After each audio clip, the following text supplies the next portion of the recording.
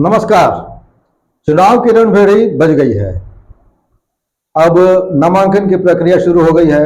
प्रत्याशियों के नामों का ऐलान हो रहा है और इसी बीच आज जेबीकेएसएस ने अपने प्रत्याशियों के नाम का ऐलान किया है 5 सीटों पर। उसमें से एक सीट है गिरिडीह की धनवार सीट। गिरिडीह की धनवार विधानसभा सीट से जेबीकेएसएस ने जिन्हें अपना प्रत्याशी बनाया है वे हैं अभिषेक कुमार साहू और वे आज हमारे साथ स्टूडियो में मौजूद हैं। अभिषेक जी को आपने हमारे साथ बातचीत करते हुए इससे पहले भी देखा होगा। जेबीकेएसएस में केंद्रीय उपाध्यक्ष के पद पर है, साथ ही उसके केंद्रीय प्रवक्ता भी हैं और अब अभिषेक जी चुनावी मैदान में आ गए हैं। सबसे पहले आपको मेरा नमस्कार और आपके सारे दर्शकों को मेरा नमस्कार जोहार। अभिषेक जी आप चुनाव मैदान में आ गए हैं। जी। अभी आपकी नई नेवेली पार्टी है। नई नेवेली दुल्हन का घूंघट उठा भी है कि नहीं है ये नहीं कहा जा सकता। लोगों ने चेहरा देखा है कि नहीं देखा है। ऐसे में आपने बिल्कुल तैयारी कर ली है चुनाव लड़ने की, तो कैसे आप अपनी जनता को बता पाएंगे कि आपको वो वोट दे? देखिए, नया तो सब कुछ आपके जीवन में कुछ न कुछ नया होता है। तो हम जब पहले क्लास में जाते हैं तो वो भी एक नयापन होता है। जब पहली बार हम स्कूल जाते हैं तो मेरे हिसाब से नया कुछ नहीं होता आपके जीवन में। और मेरा ये मानना है कि राजनीति को बहुत करीब से मैं पिछले 15 सालों से देखता आ रहा हूँ। अब राजनीति में आने का एक बहुत बड़ा मुख्य कारण ये है कि जब हम देखते हैं अपने सोसाइटी में या अपने लोगों को कि जो हमारा समाज है या जो हमारी व्यवस्था है, तो मेन इस विधि व्यवस्था को ठीक करने के लिए मैं इस राजनीति के फील्ड में अपने आप को लेके आया हूँ। और मैं कोई नेता नहीं हूँ, मैं आप जैसा एक साधारण आदमी हूँ।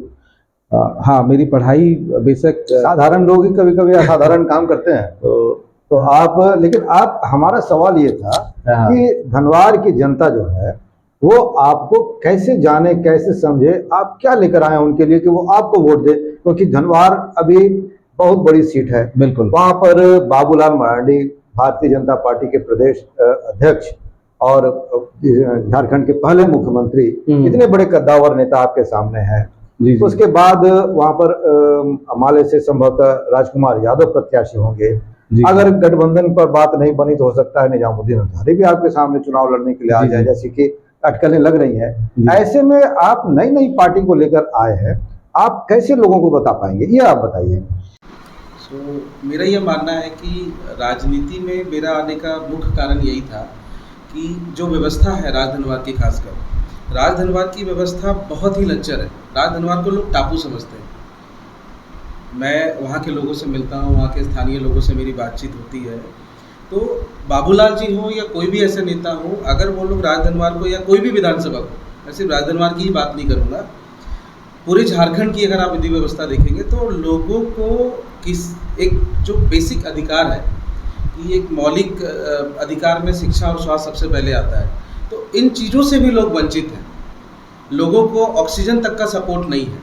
तो मेरा राजनीति में आने का सबसे बड़ा कारण ये था कि मुझे इन चीज़ों को सही करना है और मैं एक ऐसा एग्जाम्पल बनाना चाहता हूँ अपने इस राजनीतिक जीवन काल में कि लोग बाग राजधनवार से कुछ सीख पाएंगे। राजधनवार पूरे झारखंड में ही नहीं, पूरे हिंदुस्तान में एक एग्जाम्पल के तौर पे देखा जाएगा। अगर लोगों ने मुझे वहाँ पे मौका दिया तो मैं उनको कुछ ऐसा, उनके लिए मेरे पास जो मैनिफेस्टो मैंने लॉन्च किया है, मेरे 30 पॉइंट है मैनिफेस्टो में, वो कोई भी ऐसा पॉइंट नहीं है जो एक एमएलए नहीं कर सकते। भाई अभी आपने जो बातें कही तो मेरे दिमाग में अचानक बात आई कि आपने अभी कुछ दिनों पहले कार्यालय का उद्घाटन किया धनवार में, और आप वहाँ पर साथ ही साथ आपके केंद्रीय अध्यक्ष संजय मेहता जी भी थे। आप लोगों ने घोषणा की थी कि हर एक विधानसभा क्षेत्र में आपके अलग अलग घोषणाएं होंगी, मैनिफेस्टो होगा। हमारे राजधनवार के लिए क्या है खास? राजधनवार के लिए खास है, देखिए राजधनवार में सबसे पहले तो मुझे ऐसा लगता है कि लोगों के लिए सुलभ शौचालय की व्यवस्था होनी चाहिए। और वो सिर्फ राजधनवार में ही नहीं, वो पूरे विधानसभा में, आप पूरे झारखंड के अलग अलग विधानसभा में देखेंगे तो कहीं पे भी महिलाओं के लिए या बालिकाओं के लिए, इनफैक्ट पुरुषों के लिए सुलभ शौचालय नहीं है। दूसरा, वहाँ पे मुझे लगता है कि हर गलियों में स्ट्रीट लाइट की सुविधा होनी चाहिए। हमारे स्कूलों में मतलब जो बच्चे पढ़ने जाते हैं उनके पास एक बेसिक इंटरनेट तक की सुविधा नहीं है। तो बहुत सारे ऐसे मुख्य मुद्दे हैं जो मैंने अपने 30 मैनिफेस्टो में डाला हुआ है। और लोगों को, अब बाजार समिति है राजधनवार की, बाजार समिति वालों के लिए एक ढंग का सुसज्जित हॉल तक नहीं है कि अगर वो विधि व्यवस्था को ठीक करना चाहते हैं, अगर बाजार में किसी भी तरीके की कानून व्यवस्था को अप्लाई करना चाहते हैं, अपने डेवलपमेंट के लिए किसी सुधार के लिए वो डिस्कशन करना चाहते हैं, तो डिस्कशन के लिए उनके पास जगह तक नहीं है। वहाँ पे बीच बाजार में बस स्टैंड पिछले 35 सालों से यूं ही पड़ा हुआ है, कूड़ा खाना लोगों ने बना दिया है, उससे गंदगी है, बीमारियां फैल रही है। अब बीमारी जब हो जाता है तो लोग बस डॉक्टर के पास लेके भागते हैं, लेकिन अब किसके पास लेके भागोगे? डॉक्टर भी नहीं है, सही संसाधन नहीं है। 15 मिनट के अंतराल के दौरान लोगों की मौत हो जाती है क्योंकि उनको ऑक्सीजन नहीं मिल पाता, वो सरकारी हो या निजी हो। लोगों को जमुआ दुबे जी के हॉस्पिटल लेके जाना पड़ता है। और ऐसी कई एक समस्याएं हैं। महिलाओं के लिए मैंने फीडर बस का इंतज़ाम करना है, मुझे सबसे पहला काम मैं वही करूँगा क्योंकि वहाँ पे एक ही कॉलेज है, तीसरी और गाँव के लिए कॉलेज ही नहीं है। तो मुझे ऐसा लगता है कि वहाँ की जो बच्चियाँ आती है उनको 4-5 बजे निकलना पड़ता है 3 बजे कॉलेज से, और उनको कभी टेम्पो नहीं मिलता, कभी ऑटो नहीं मिलता, कभी बस नहीं मिलता, कभी उनको कोई ऐसा संसाधन नहीं मिल पाता।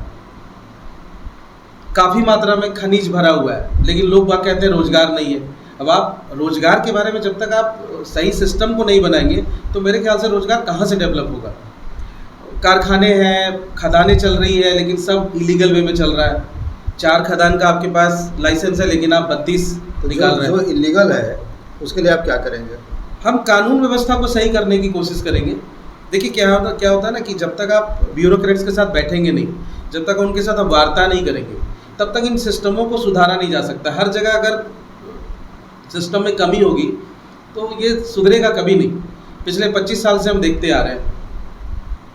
राजधनवारी क्या, पूरे झारखंड को देखते आ रहे हैं। झारखंड अलग हुए। झारखंड की आपने बात की तो उसी पर मेरा अगला सवाल था अभिषेक जी कि धनबाद विधानसभा के लिए तो हमने अभी बात की, मोटा मोटी आपने बताया अपने हमारे दर्शकों को कि आप क्या क्या करना चाहते हैं, मुख्य जो शुरुआती दौर पर आप करेंगे। जी, आपकी पार्टी जो कि आप मैं इलाज फ्री कर दूंगा, लोगों की फ्री इलाज, एकदम फ्री इलाज कर दूंगा। कोई भी इतना इलाज उनको मिल जाएगा कि उनकी मौत नहीं होगी। दिल्ली वाला मोहल्ला क्लिनिक तो नहीं बनाएंगे? बिल्कुल ऐसा ही कुछ विचार है। दिल्ली से मैं प्रेरित नहीं हूँ, लेकिन मुझे ऐसा लगता है कि हर चौक चौराहे पे, हर 2 किलोमीटर पे उनको एक मेडिकल शॉप की सुविधा 24/7 होनी चाहिए। और हमारे सिस्टम में एक हेल्पलाइन नंबर ऐसा होना चाहिए कि आप किसी भी मुसीबत में हैं तो आप हेल्पलाइन से उस मुसीबत को साझा कर पाएँ, ताकि आपको इमीडिएट सपोर्ट हम दे सकें सिस्टम के तौर पे। और इन सभी चीज़ों में रोजगार छिपा हुआ है। अगर मैं 25 सुलभ शौचालय बनाने की बात कर रहा हूँ, वो भी ऐसा सुलभ शौचालय नहीं कि आपको खुद जाने का मन नहीं करना, ऐसा सुलभ शौचालय कि आपको लगे कि वहाँ आप 10 मिनट 5 मिनट विराम भी कर सकते हैं। आधुनिक सुलभ शौचालय। तो ये सब चीज़ें होनी चाहिए। आप कैसे विकास की बात करते हैं? मेरे हिसाब से बाबूलाल जी हो या कोई और हो या कोई और भी नेता वहाँ पे हो, उन लोगों ने कभी इन चीज़ों के बारे में क्यों नहीं सोचा? मुझे क्या ज़रूरत थी राजनीति में आने की? मैं अच्छा खासा कमा खा रहा था, अपने बीवी बच्चों के साथ था, अपनी फैमिली के साथ था। मुझे कोई नेता बनने का कोई दूर दूर तक शौक नहीं है। पर आप अपने इलाके के लिए कुछ करना चाहते हैं? मैं अपने इलाके के लिए कुछ करना चाहता हूँ। मुझे लगता है कि अगर हम जैसे युवा इसके बारे में आगे नहीं बढ़ेंगे तब तक कुछ सुधार नहीं होगा। आप देखिए ना पैटर्न, मैं आपको थोड़ा सा इनके शेड्यूल बताता हूँ। पिछले विधानसभा 2019 विधानसभा और 2024 के विधानसभा में कोई भी डिफरेंस नहीं है। हार्डली इन्होंने 2-3 लोगों के नाम इधर उधर किए और उसमें भी इधर से उधर हो गए। अब मैं नाम किसी का नहीं लूँगा, आपको सब कुछ पता है। तो यहाँ पे ऐसे सिस्टम में आप युवाओं को मौका नहीं दे रहे हैं। आप कुछ नया करने के लिए प्रयासरत ही नहीं है। हमारा सिस्टम कहीं दिल्ली से चलता है, हमारा सिस्टम कहीं झारखंड रांची से चलता है, लेकिन यहाँ जो क्या हो रहा है उसके बारे में किसी को कोई परवाह नहीं है। लोग जातिवाद, लोग धर्म में, संप्रदाय में, समुदाय में बट गए। तो मुझे ऐसा लगता है कि मतलब अगर हमारे जैसे आपको लगता है क्या कि आपकी पार्टी अभी इस स्थिति में है कि आप इतना सब कुछ कर पाएंगे? देखिए, पार्टी विशेष क्या होता है, आपकी शुरुआत कहीं ना कहीं किसी पहले दिन से। मैं आपको अभी बता रहा था कि जब मैं अगर पहले दिन में फर्स्ट कक्षा में पढ़ने गया, तभी तो मैं 10th में आया। तो शुरुआत तो आपको कहीं से करना पड़ेगा। तो अभी आप पहली कक्षा में या 10th में हैं? नहीं, इसके बारे में मैं आपको नहीं बता सकता। मैं पहली कक्षा और 10th कक्षा की बात नहीं कर सकता मैं, क्योंकि मुझे ये लगता है कि कक्षा का इससे कोई लेना देना नहीं है। ठीक है, हमने एक प्रयास शुरू किया। मुझे लगता है कि मैं इतना संपन्न हूँ और मैं इतना पढ़ा लिखा हूँ और मैं इतना काबिल हूँ कि मैं इन चीज़ों को ठीक कर सकता हूँ। इसी बात पर आपसे आज के इस इंटरव्यू का आखिरी सवाल है कि झारखंड में आपकी पार्टी कितने सीटों पर चुनाव लड़ेगी। आज तो 5 जगह आपने ऐलान किया, आपके केंद्रीय अध्यक्ष बड़कागांव से हैं और जी। आप धनबाद से हैं और आपने टुंडी की शायद घोषणा की है। जी जी। तो और कितने सीटों से आप चुनाव लड़ेंगे?